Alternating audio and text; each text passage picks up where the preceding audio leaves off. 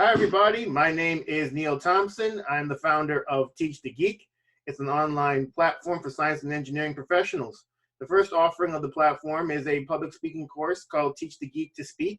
To learn more about it, you can go to teachthegeek.com. Again, that's teachthegeek.com. Today, my guest is Adam Malofsky, and he is the managing director of Elemence LLC, which is a consultancy that consults with a bunch of different industries.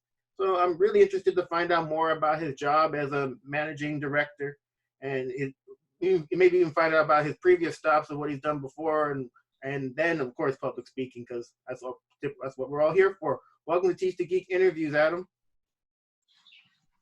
Hi, how are you? I'm doing great. Glad to be here. Wonderful. So my first question is, from doing a little bit of research on you, I saw that you studied chemical engineering in school. What was the motivation for chemical engineering? Kind of simple. Chemists. I was very good at chemistry. I like being creative. I'm an artist. I do all kinds of different things. But chemists, came down to chemistry and chemical engineering, and chemical engineers made about $12,000 more a year. So I said, who would want to be a chemist? Yeah, I suppose so. And that's an 18-year-old, right? I mean, that's what I. Oh, you know what? At least you had that thought. So when I went to school to study engineering, I didn't even think about pay or anything like that. I did it because my father said I should.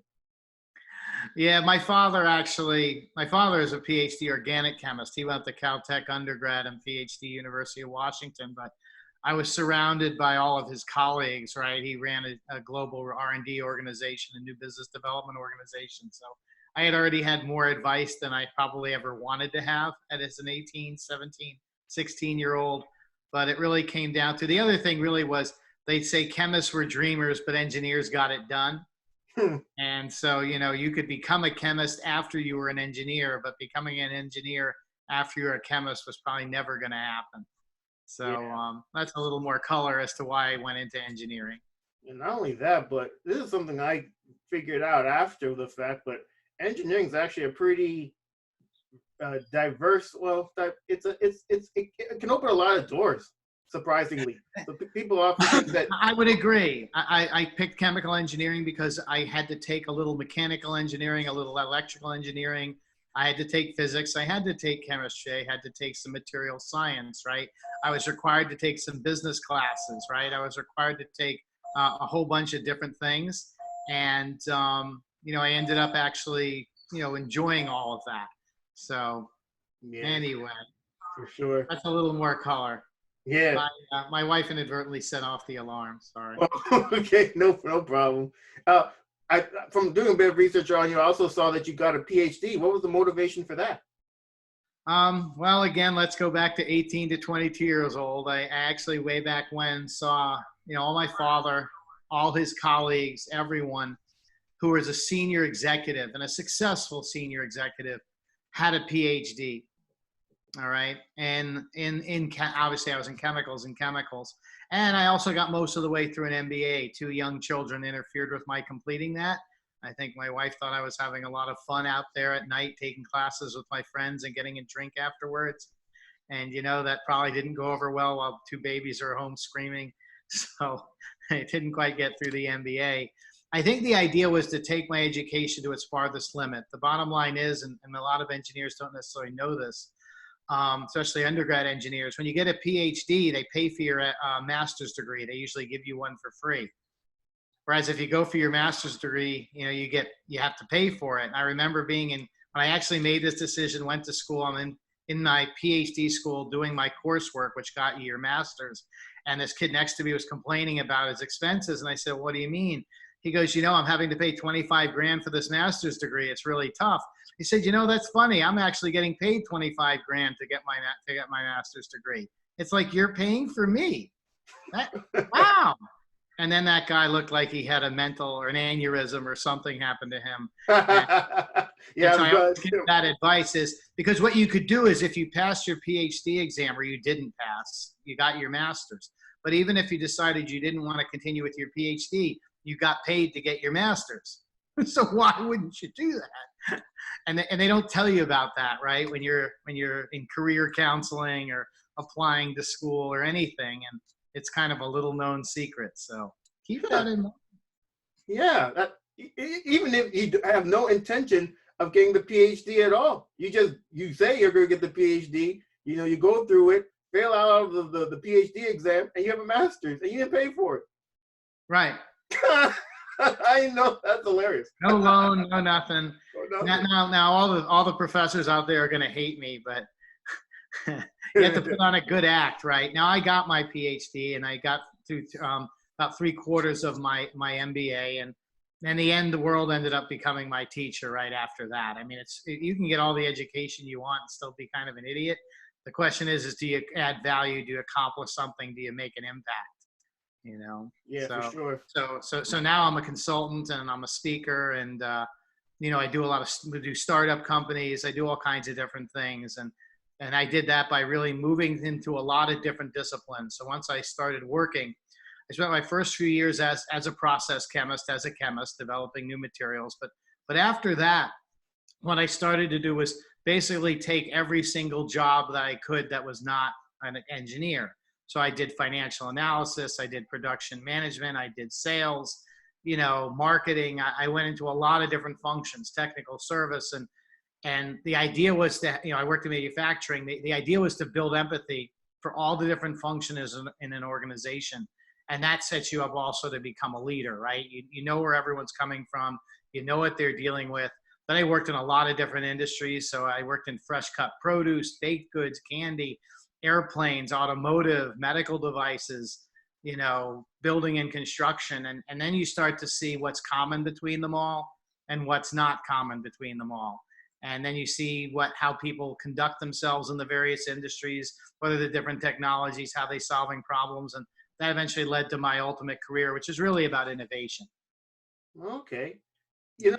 When you were talking, it got me thinking about making those jumps, or those transitions, those pivots, I guess. So you mentioned you did financial analysis, production management, sales, manufacturing, and you worked across various industries too.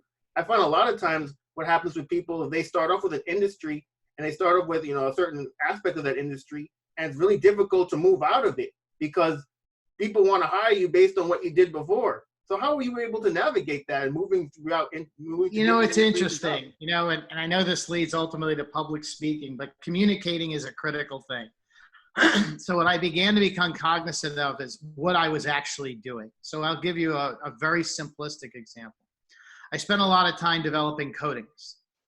As it turned out, whether it was an automotive coating or a coating on a jelly bean or a coating on a shoe, they were all similar.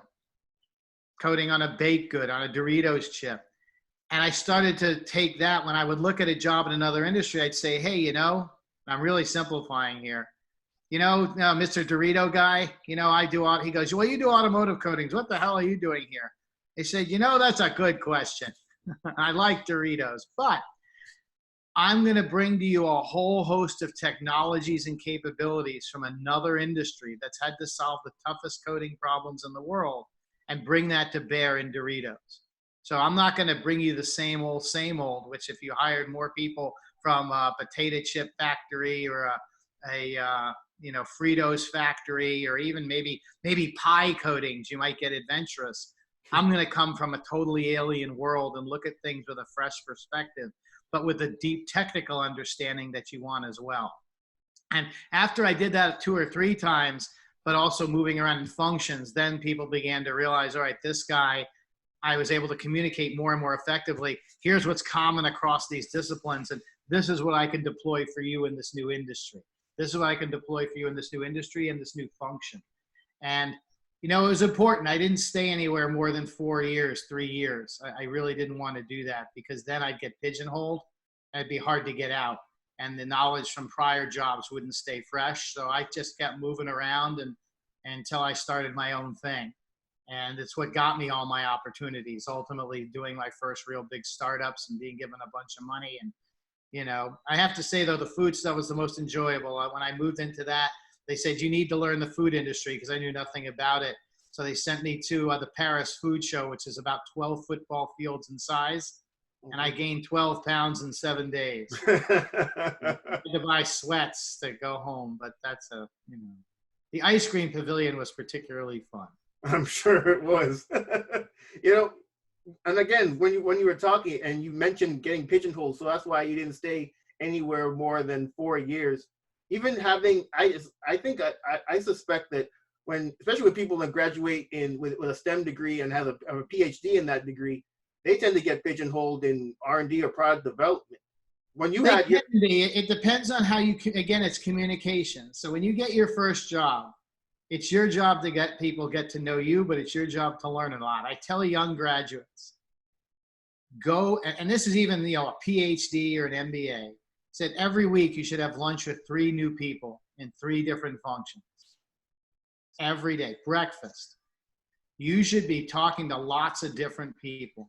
You should be learning from them what your career opportunities and options are. And that way you're in their mind. And when they say they need an opportunity, they come to get you.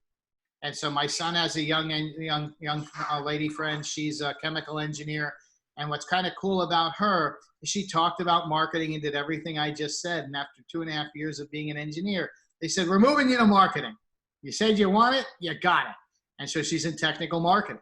And she kind of acts as a liaison among a variety of functions. It's a learning function. She's still very young, but never would have had that opportunity if she didn't communicate that to lots of people. It's not like they're just going to say, you know what, I think that person over in that cubicle, let's go move them into marketing, right?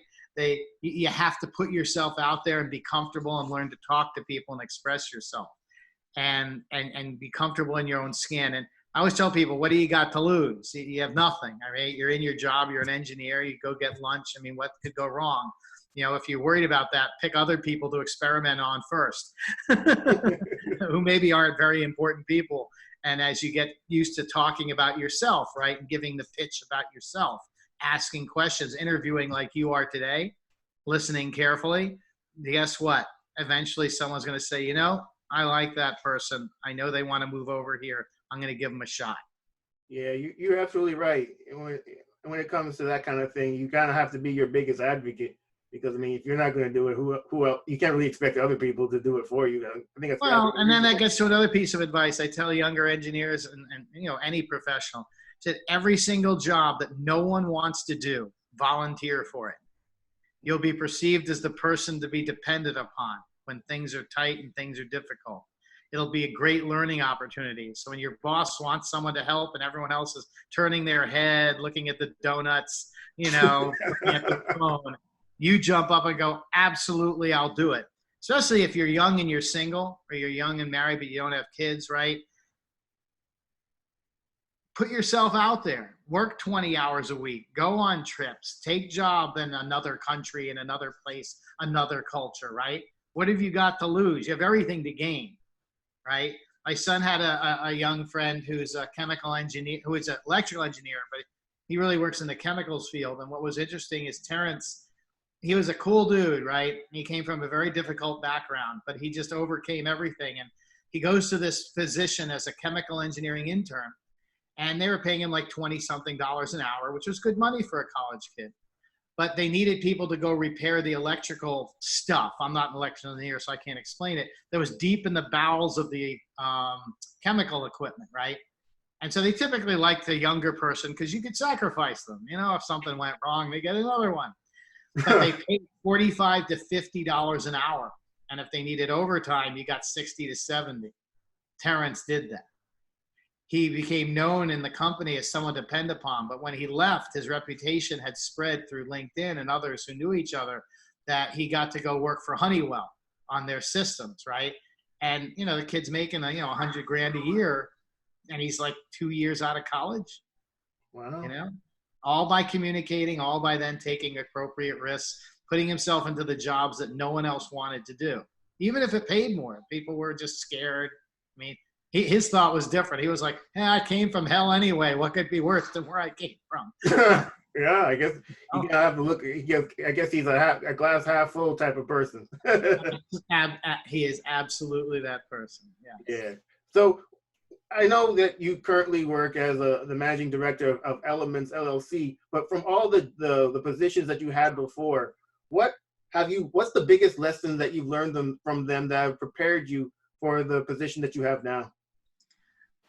Basically, it's all of them. It's changing positions. That's the thing. Changing my perspective over and over and over again. Because it made me come to the realization that the most important people who help make you successful, it's not really yourself. I mean, you make a decision to aggregate or congregate with people of highly varied backgrounds, experiences, because they're the ones who know what you don't know, you don't know. They know what's around the corner and you don't, because they've already been there.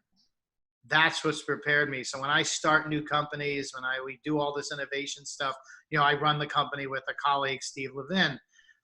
It's the fact that we have a network of folks, about 30 or 40, who then have their own networks, right? Who just know what I don't know, I don't know. I mean, the fact is I have to assume I know nothing. Right? My wife always reminds me when I come home, she just did it again this morning. I'm an idiot and a moron, and I don't know anything. So the real thing is, who knows what I don't know, right? It's making sure you're not the king of everything, you're the king of nothing. You have to take your ego and put it in the drawer in the basement, right?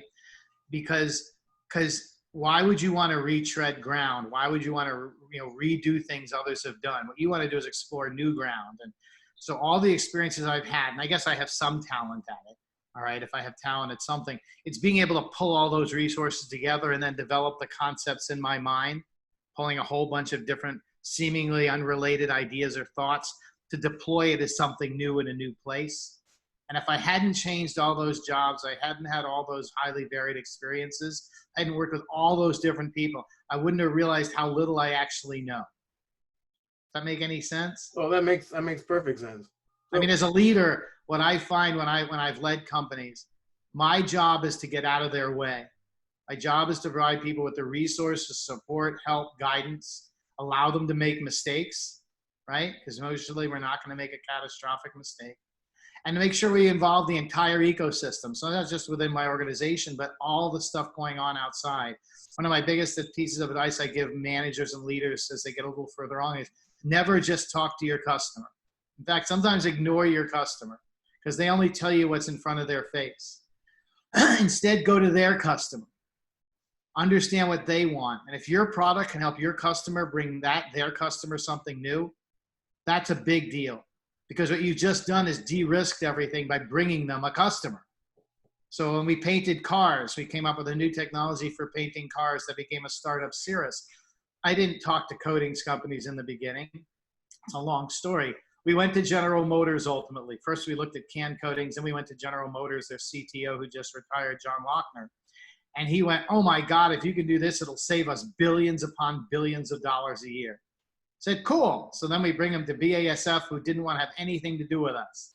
And John Lochner basically looked at him and said, if you do this, we're going to buy all your stuff. And they said, oh, maybe we're interested in this. and you see how that works, right? If you bring someone a product and say, try it, see what happens, what good does that do? If you bring them a product, I mean, the simplest to me, the grocery store, if you bring them those new Doritos or whatever the product is, the new cookies, and you can show that when you put them on a table, there's 10 different cookies, and all they do is addictively consume the cookie you want to help them make, right? Because you have the new ingredient that goes in the cookie. You know what I'm saying? Yeah. Maybe it's cannabis. And they just eating all the cookies. They go, we'd love to try your ingredient. But what would be better is if you got Kroger to say they really wanted it. So some of the better companies I know, they'll do something like do a tasting at Kroger for a potential new product, right? That maybe is trying a new ingredient. And now they suddenly are able to take that Kroger data and go back to the company that makes the stuff, the chili or the cookies, say, look how much they like these cookies and look how they note that that's what they like about it. It's our ingredient being added, right? Mm-hmm. Pretty cool. A great place to test new cookies or new snacks, believe it or not, is on an airline. They have the basket. And you think they're just handing you a basket of snacks, right? If you're lucky enough to be in first class, right? What happens is someone's keeping track of all the data. Most of the time, those are new products or new products in an area or a market. If they see the things that are left behind, no one ever wants them. Gee, I guess that's probably not going to do so well. All right, maybe. But if, boy, the basket goes to the first person and there's some woman and she takes off all of them, I want all of those, because they can do that. Well, guess what? They're sitting there with all those snacks, and now the data gets back. You know what? This is going to be a huge hit. Hey, Kroger, look at this. Kroger says, hey, this is interested. They go to the cookie company. Hey, these cookies are awesome. And now the cookie company gets to sell those cookies, right? Right. Absolutely. And again, it's about pitching. It's about communicating, right? It's telling a story that's highly compelling that convinces someone why they should do something. Yes. De-risking is a big part of it. Absolutely. So when it comes to the speaking that you do, what topics do you typically speak on? It's usually innovation. I'll speak on entrepreneurship, but now it's growing a little bit with the war on plastics. I'm a pretty vocal critic of the war on plastics. I think it's really stupid, just to be blunt. And I guess I write really well, and I've gotten, hundreds of thousands of views of the things I've written. And so now conferences are asking me to come in with my kind of brash, blunt, obnoxious style. I take data and just basically destroy the argument against plastics. And so I'm starting to speak a lot on that, although not right now with Corona. That's obviously not happening. Yeah. But it's fun. When I got my first speaking engagement, I had never spoken before, but I like people. My professor brings me to this technical conference. I was maybe 23 years old, 24 years old. I never spoken before. He gets up in front of a few hundred people and he's presenting the deck that I had prepared for him. And he smiles up at me and he goes, as he's making this introduction to it, and he goes, and now to present this research is Adam Malofsky. And I'm sitting way up in the back and I'm like, what? Did I just hear something? Adam, come on down here. You're presenting this for the next hour. And I was like, what the? Geez, God. And he just left. He actually walked out of the room and just left me there. So there was nowhere for me to turn. Oh, wow. And when I did it, I looked out there and I just made it very conversational. And when I made it conversational, speaking to people instead of at people, I really enjoyed it. It changed everything. But another big moment in my life that changed how I spoke with people, communicated with people. Was starting my first really big company. We had picked up about 20 million in funding and it was really successful. It was kind of cool. And my venture capitalist said, you're pretty good at this, but we want you to be better. And we want you and the top 2 of your staff to take this class with a guy named Jerry Weissman. So I think it's Gerry Weissman. And he wrote a book called Presenting to Win. Presenting to Win is the single best speaking course and book and videos I've ever seen. I'll make sure to send you a link to that after we're done here. But if you look up Jerry Weissman Presenting to Win, there's about an hour-long video, which is basically his class in a highly condensed format. It's free. But my God, that is the single best thing I've ever experienced. I went in kicking and screaming. I thought I knew everything, made that mistake. When I came out, I was stunned. And I went about 3 months later, I had to raise some money. And I had a group of people in a room. And I had prepared my deck. So it was about speaking to people, right? But it was about the deck too and how you did that. And I presented the deck. I never got past my first slide. In 90 seconds, I raised $7 million. And the different VCs and General Motors were actually all fighting over who got to put in more money. Fighting. And I just lay back in my chair. And first thought was, wow, that class was worth it. And then I went, this will probably never happen to me again. But he does little things. Like when you look out into the audience, I look at you and I finish a clause or a thought. I try to make a connection with someone. If it's a big audience, you just look out into space. Every single person will think you're looking there, that you are looking at them. You turn to the left, you do the same thing, you go to the right, and you just kind of keep going, moving around. But you look at someone or something and say the clause. What's really funny is they will subconsciously, either that person or a group of them, will all shake their heads after you finish your thought. Mm-hmm. It's insane. I don't even know that they know that they're doing what they're doing. Right. He also talks about, like, you always stand to the right of the slide should always be to your right because people read left to right. So Jerry Weissman was the producer for CBS News for 60 Minutes for 25 years, wrote all the questions for Morley Safer. He developed modern news. So when you see someone who's on the wrong side of the slides of the news showing up, most of them are proper. They're sitting here, and to the right, you see, to their right, to my left, to your right, you see the slides or the picture of, you know, if they're reporting on baseball, the picture of the baseball guy, right, or the basketball guy, or whatever they are, right? A picture of the coronavirus with a monster. The idea is that they look at you and then they read. They look at you and read left to right. Does that make sense? Yeah. Other little things. When you have your slide, you change the slide, you look at it. When you're done reading it, they're done reading it. You'll turn your head, they all shake their head at you again. Totally subconscious, right? Really interesting. He goes through so many really simple things that suddenly build comfort. You never go have word wrap on a slide, ever. So word wrap is when you have a sentence and it jumps to a second line. You should only have clauses. That's it. Right. They're going to read it anyway. So why put all the information there? And then you never speak about anything but what's not on the slide. You speak only of what's not there. The stuff on the slide is the cue to you about what you should talk about. Right. You'll have your notes if you need your notes. But this way, they're not spending 20 minutes reading a slide. Yeah. Right? Instead, it's just cues, it's thoughts so that the focus is upon you. Yeah. He did a really cool thing with General Norman Schwarzkopf. So I don't know if you remember him. You look like you're a little bit younger than me. The Gulf War, yeah. He was the general. I remember him. The Gulf War. That's early 90s. Yeah, I was around. Yeah. So what was really cool about him, story he told, is he gives a lot of advice also on question and answers. And what he would do is Schwarzkopf would have the screws loosened on the lectern because he was a mountain of a man. What he wanted was when he walked in the room, he just walked right in, leaned on the lectern, it squeaked like he was crushing it. People thought he was going to break it because he had the screws loosened. He'd look out in the audience and he'd go, I'm only taking 3 questions and I'm only taking 1 follow-up. Who's going to give me a question? No one would ask him a question. So he controlled. Even Dan Rather would just sit there. You know, his eyes are like, I don't want to ask him a question.